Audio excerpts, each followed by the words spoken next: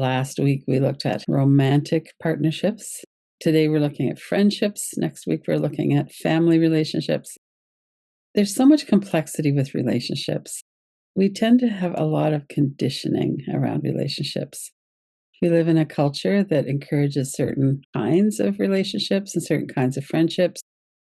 We value marriage more than we value friendships. The world, as it's changing, a lot of times now, our friendships are our deepest relationships.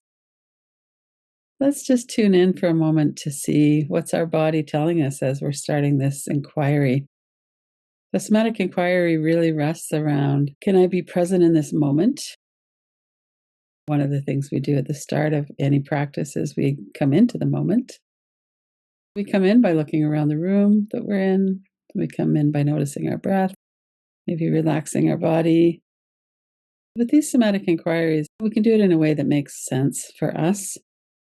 One of the foundations I'll mention as we start is we want to be aware that we're here in this moment. Sometimes friendships and relationships can be activating in terms of sadness or grief or anger or regret.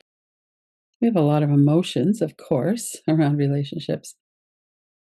If you find that you're getting really drawn back into the past, or you're feeling activated and not have much ease in your breath, or maybe you're really tight in your body, pull back from it for a moment. If you have your eyes closed, open your eyes. But really just look around the room, and we can do that right now. Establish where you are and when you are. So sometimes there's pain in relationships. And when we're doing a practice like this, we might be going back into the past. So we could take a breath. We could notice how our body moves with our breath. When we breathe diaphragmatically, our stomach softens on the exhale. A bit of liveliness comes into our body on the inhale. We bring in some fresh oxygen. At any moment, we could look around. We could do some breathing practice. We could just hold our hands or put our hand on our heart. As you're moving through the inquiry, keep that in mind. What I have in mind for us to do together is a series of questions about relationships. And one of the things that we do with somatic inquiry is we kind of drop the question in and then see what our response is. The first question is, how do I show up in my friendships? Sit back and let it come forward as it does. So we're not trying to really figure it out in our head so much. There's a combination of thoughts and memories and ideas about friendship, but also what's happening in our body and our heart. How do I show up in my friendships right now? You can go into the past as well. Anything as important as relationships, we tend to bring the past in to the present, and that's not a problem. That's fine. Am I someone who listens deeply? Do I speak my truth? Do I hold back? How do I show up in friendships?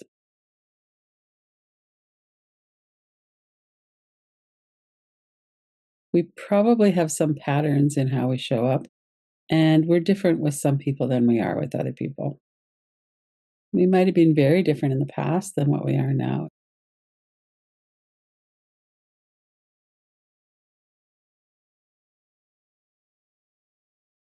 And so if we find as we're going through this that we have an imbalance, that we always give more, then that's an opportunity to make note of that. You could take notes or whatever, but you could also just make a mental note. What is my role? Am I always the one who reaches out? That's very common. Often people will say, and I feel that myself, I'm always the one who's texting or saying, hey, what about getting together with some friends? And then with other friends, it's a bit more mutual. Trauma and our experiences and our prior friendships have a lot to do with this. We might have social anxiety. We might have attachment that we really want that friendship to be deeper. There's a lot of ways that our past experiences and trauma show up in this. So if you bring to mind some friendships now and or in the past, is there a reciprocity in your friendships, your close friendships? Do you feel nourished, seen? When you think about this friend, how does that feel in your body? When we feel nourished and seen, we tend to have warmth. We relax our body. We have a bit of ease in the breath. Or do you feel depleted, overlooked?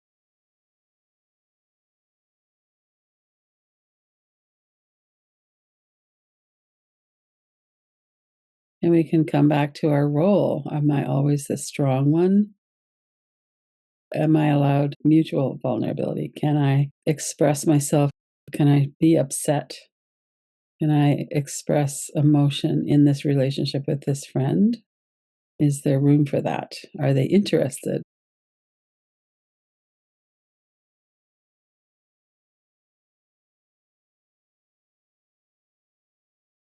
Notice as you're doing that how it feels in your body. When we think about a certain friend, we might feel like, oh, it's so much hard work. And we are in relationships for so many different reasons. So this is not about this is a good person, this is a bad person. It's a good friendship, it's a bad friendship.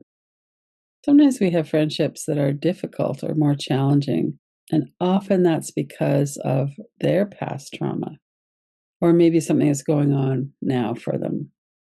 If you're friends with somebody who has a lot of trauma in their life now, a lot of relationship upset, a lot of pressure, maybe somebody's sick or there's financial pressures or something, that person's not going to be as available as someone else who's having a bit of a smoother time. That's something else to be aware of. We can't always do anything about that. And it really contributes to, does this feel like a mutual reciprocal relationship? Can I be myself or am I always giving support? Bring forward specific examples of certain people. That's often very helpful so that it's not so general. In this specific relationship, who has more airtime? And when you think about them, does your body soften and relax? Or do you feel tired or tense? What's your sense of reciprocity, of mutuality? And then let yourself go through a few different friendships and see what it feels like with each one. Nourished or depleted?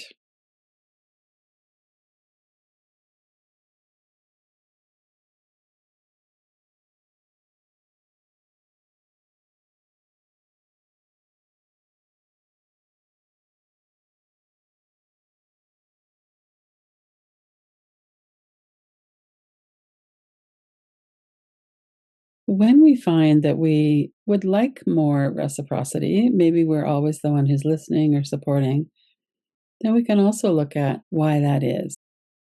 Why are we in a relationship that's not very mutual? And there's a lot of reasons for that too. When we think about that, another question we could look at is, do I allow myself to be deeply known by my friends? Sometimes it feels a lot safer to listen and to support another person than it does to take the risk to be known, to admit that not everything's going that well.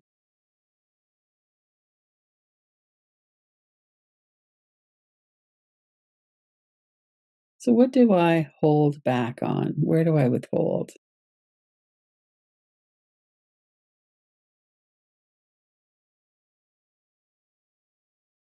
That's a pattern that tends to go across friendships. There are people who we feel safer with. And sometimes we're in friendship circles where we don't really control who else is in the circle. Or maybe we're friends with someone and then they have a new partner. And so we're in a relationship with that person's partner that may or may not feel all that comfortable for us. There's so many different combinations. So, what do you fear might happen if you show more of yourself? If you let the other person know you more deeply, your needs, your joy, your grief, your anger, when you're dysregulated, when you're upset. What would happen if you showed up in a more authentic way? Let yourself be known more deeply. And let's take a few minutes here to experiment with that a little bit. What does that feel like?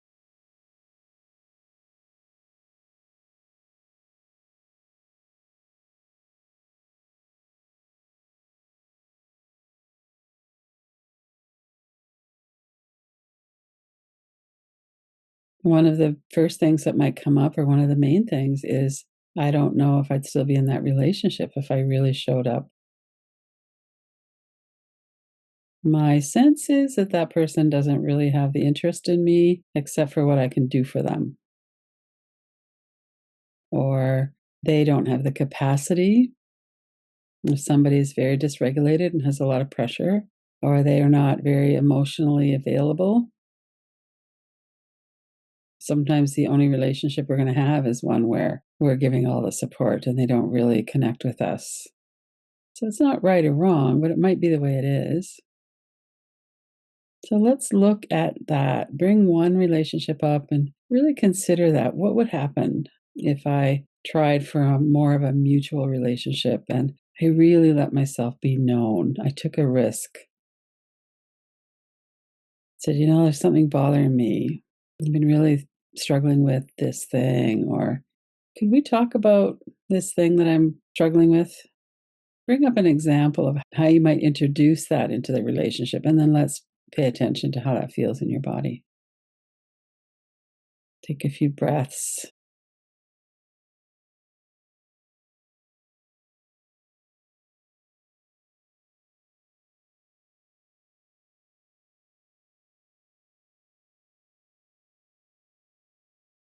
And if it's fear that's showing up in our body, fear that we're going to be abandoned if we're too much trouble, a lot of these are messages from childhood. What does that feel like in your body to pretend that you're going to say it to that person? So bring their face to mind, kind of imagine that you're saying this to that person, to your friend. What does that feel like in your body as you say that?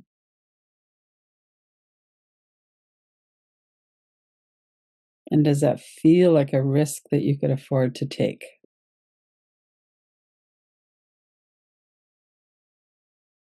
Stay with this for a few minutes. Let yourself really explore that.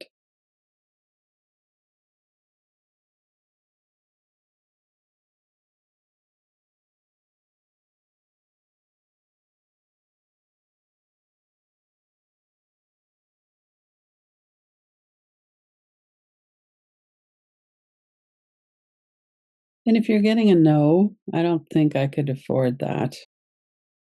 Let's go a little bit more deeply into that. Why not?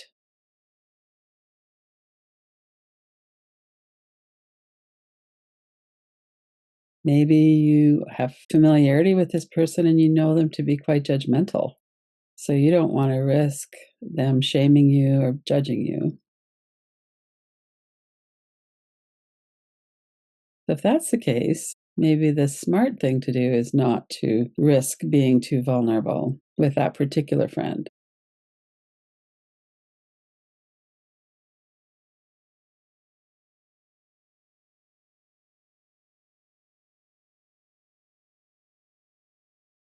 And of course, that brings up the question of how can I deepen my friendships so that I have more friendships that are nourishing, that are more satisfying? It might be that, okay, with this person or that couple of people, I'm going to probably have to leave it as it is. I don't really feel like I could afford to be who I am. They're not the kind of person who's going to listen while I talk about how I feel about something. So if that's the case, we might put them in the category of close acquaintance, but they're not going to be someone we can really count on because we can't really be ourselves with them.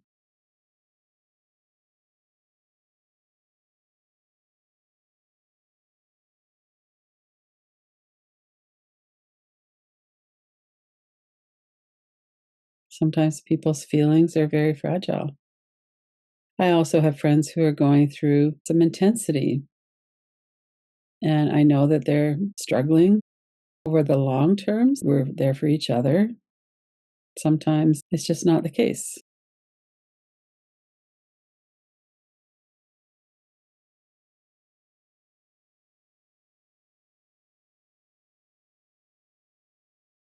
Part of the benefit of doing somatic inquiry and really looking into this is we can sometimes see more clearly. So if I'm in these relationships and I'm putting time into these friendships where I'm not really feeling nurtured, I'm feeling depleted, where I'm feeling like I'm the listening one and the other person's always talking about themselves. We don't have to make the other person the bad guy, but we also might not want to put as much energy into those relationships. So that's something that's helpful to know. And why are we holding back? Why is it that I'm not opening up more? Sometimes that's a habit. We have a habit of being in relationship with someone who talks about themselves all the time, and we feel more comfortable holding back. But what would happen if you took the risk? Maybe even to say something like, I'm not very satisfied with our relationship because I feel like we're not really sharing that deeply. Or, a lot of the time when we're talking or when we're out somewhere, I don't really feel like you're that interested in knowing what's going on with me because when I bring it up or when I try to speak about something, you pretty soon change the subject back to what's going on with you. So, can we talk about that?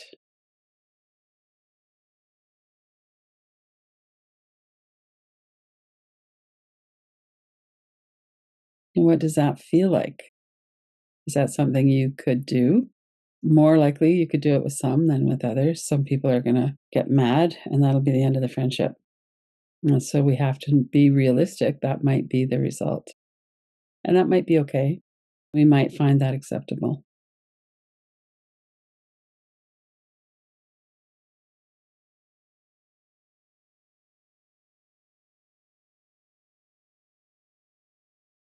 One of the reasons I bring that up about being honest with somebody who tends to monopolize the friendship, monopolize the time, is because sometimes people have a dysregulated nervous system and they just talk all the time.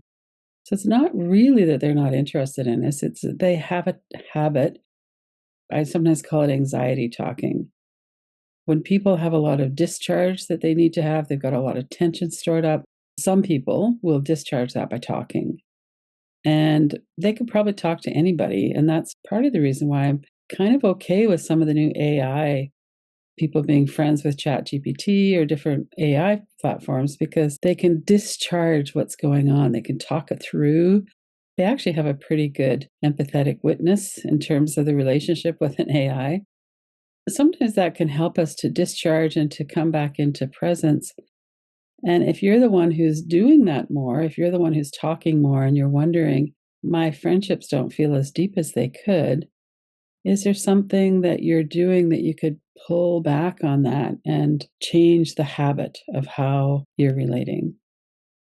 I don't consider someone who does that a bad person or not a good friend or not a potential good friend. It's more that our nervous system is leading us or driving us to talk all the time or to release our energy or stress through talking. And we kind of forget about the other person.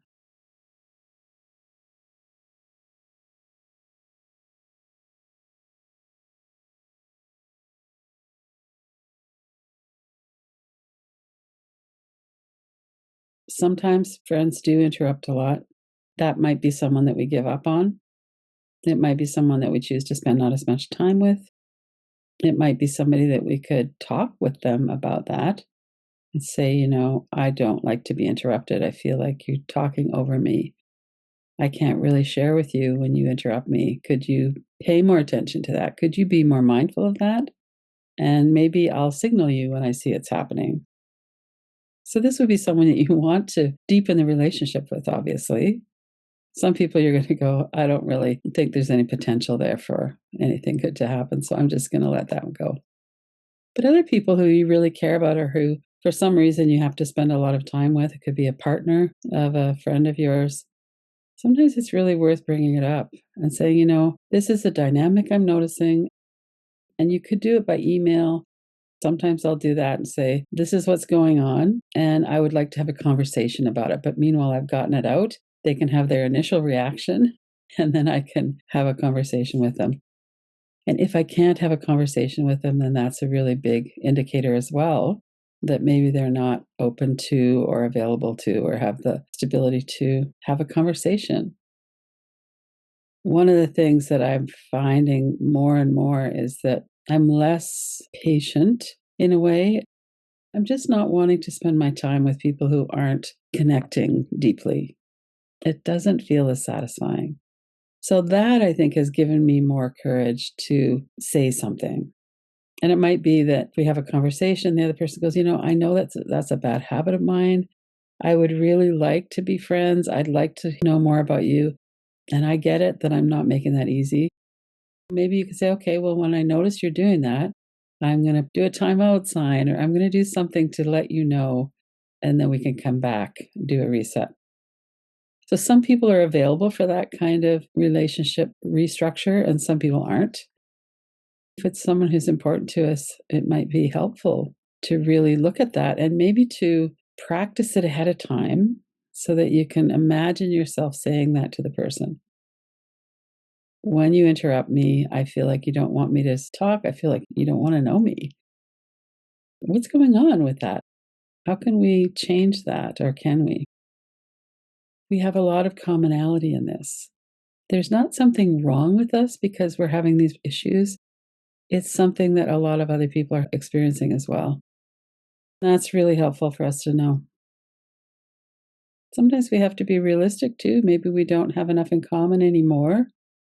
Some people really like to do this kind of thing. I remember it was 6 or 7 years ago, I ran into someone and she said, I like to go to the bar on Friday and Saturday nights and sit at the bar and talk to people. Do you like to do that? And I went, no, I don't. She says, okay, bye. She went and talked to someone else. That's really honest. I don't like to do that. She does. She's looking for someone to do that with. So good for her. I haven't run across many people that are that clear about what they want. I find too that it's really easy for us to feel left out. Some of that comes from getting our feelings hurt and from wanting to be included and wanting to be part of something important and where we're nourished and really in good connection. And sometimes it's just not the right fit. There's a lot of people in the world. And one of the things that I find is that if we were to try and reach out and find people that have our interests, we have a much better chance of having these deeper friendships. One person I know was looking for deeper friendships and was very lonely after COVID. She said, I'm really passionate about the environment. She found a local group who were going to farmers markets and having booths on the weekends and stuff. She volunteered there and she met a lot of people who she really enjoyed. They have a common passion. That's another thing that sometimes we're in these relationships because of we went to school together, or there's family connection or something. Maybe they're just not our kind of people. And so, how can we find our kind of people? Sometimes it's helpful to have a little bit wider of a group that we can reach out to and count on, partly because we're vulnerable if we have one really best friend, and sometimes everybody gets off doing other things. They might fall in love with somebody, for instance, and then they just go off the radar for 6 months. Sometimes they move or sometimes they pass on. I have some friends from when I lived out west in Canada who just aren't the kind of people who want to maintain a long distance relationship. So when I would go out and visit, they'd be really happy to see me, but didn't have any energy for anything else. Let's pull back a little, take a few breaths. One of the things about doing this kind of inquiry around relationships is a whole bunch of stuff might come up.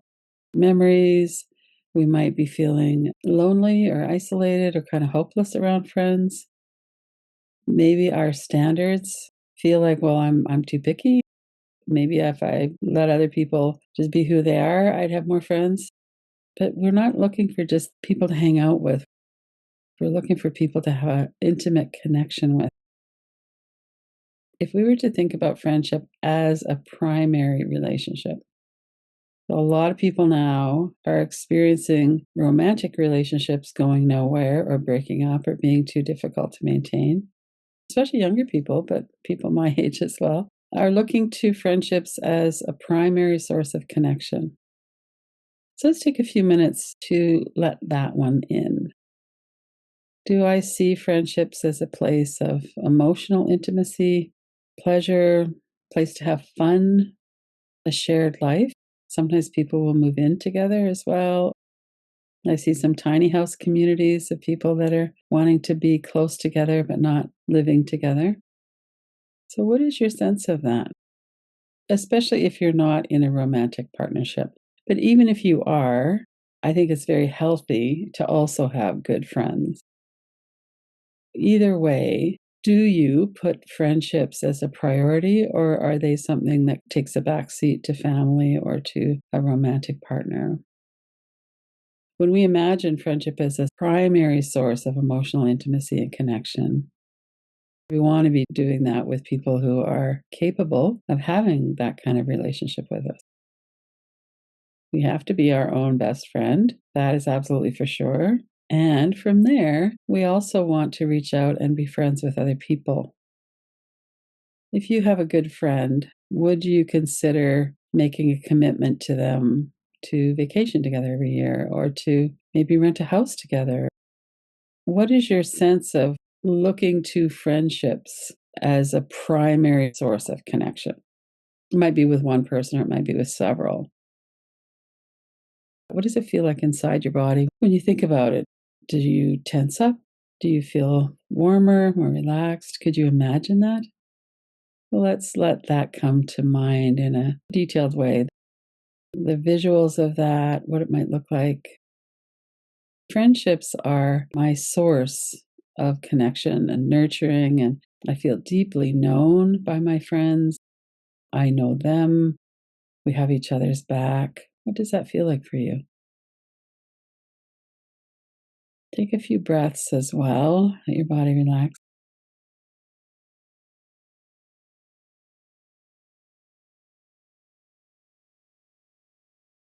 And it might be one person you're thinking of as a friend, it might be others.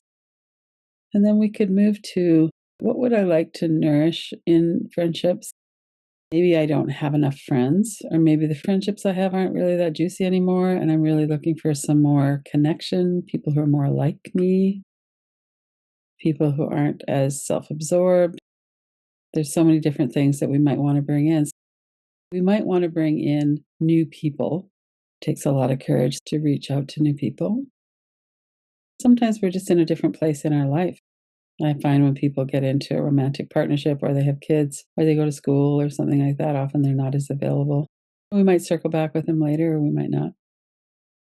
It seems that friends are easy to make when we're in school. Sometimes you'll form friendships at work, but that can have its own set of problems. So, how do we find friends? Apparently, there are a lot of apps like dating apps, but they are for friends. So, you could find that. What I always find is volunteering at some place that's doing something that I care about. You always meet people who are like minded. I've volunteered for many, many different things through my life. Sometimes it was social change, social justice organizations. You can volunteer with an animal shelter, with helping kids read at school.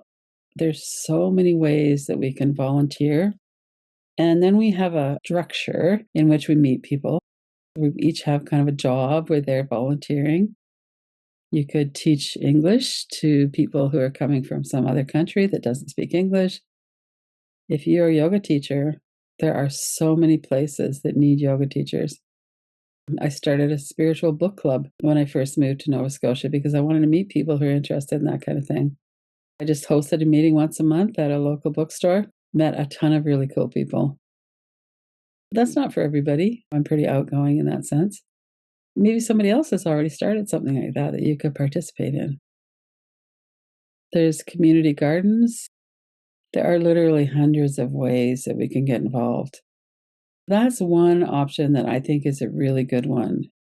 What am I really committed to? What am I really excited about?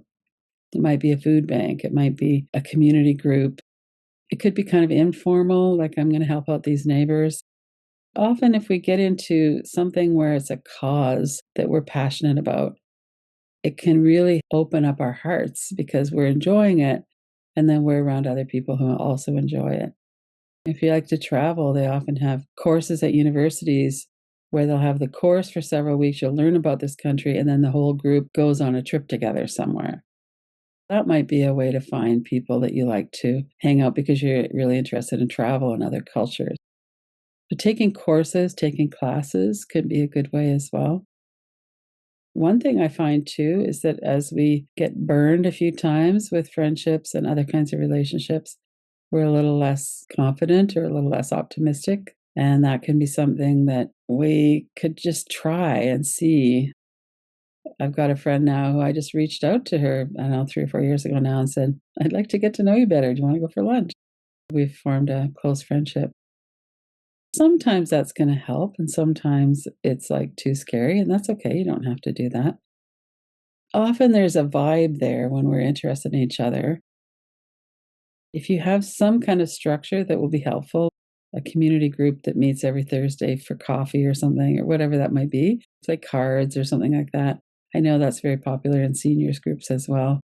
But I find that the people I really want to be around are people who share something that I'm really passionate about. For years, I was involved with a meditation group that met every Thursday, and I made some really good friends in that group. Just in the last few minutes of the inquiry, take a breath of all the things that came through your mind and all of the things you thought about during this practice. What are one or two things that you might want to take forward and that would help you to deepen relationships or build new relationships? What comes forward that you might want to go forward with?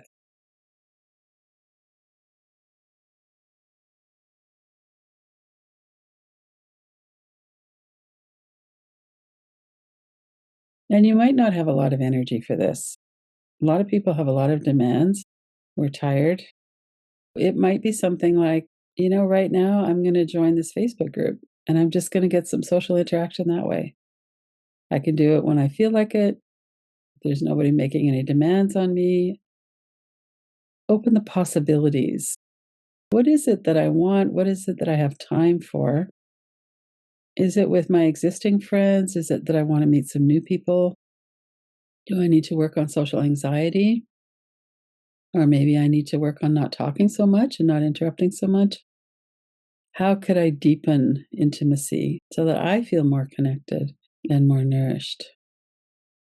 Leave this with a sense of possibility, things that we kind of have a little bit of excitement around.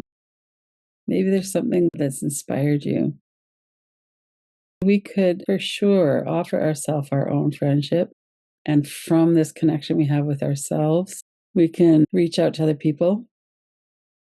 And also, nervous system regulation.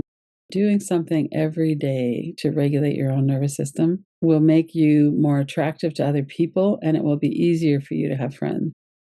If you're feeling quite anxious, you could use your breath. There's so many practices, especially on Insight Timer, that are really helpful around connecting and regulating your nervous system. You could listen to guided practices, learning to breathe in a more relaxed way, learning to support your nervous system is really helpful. When we feel anxious, other people pick up that anxiety. When we feel relaxed and steady, other people pick that up and they want to be around us more. So that works both ways as well. We all like to be around people who are feeling pretty steady and calm because then we feel safer and calmer. That's just the way our nervous systems are responding to each other. There's a lot of different elements to look at with friendships. It's such a rich area. The purpose of these inquiries is really just to spark some ideas and some interest and to look at, I think maybe some of those friendships have run their course. I find them exhausting and I could let that go. And I'm going to bring in something more nourishing instead, whatever that might be. It's good to be able to explore some of the different ways that we're in connection. What we really need is connection. It doesn't have to look a certain way. We really want to be seen and known. And sometimes we need to make a change in how we're interacting in order for that to happen.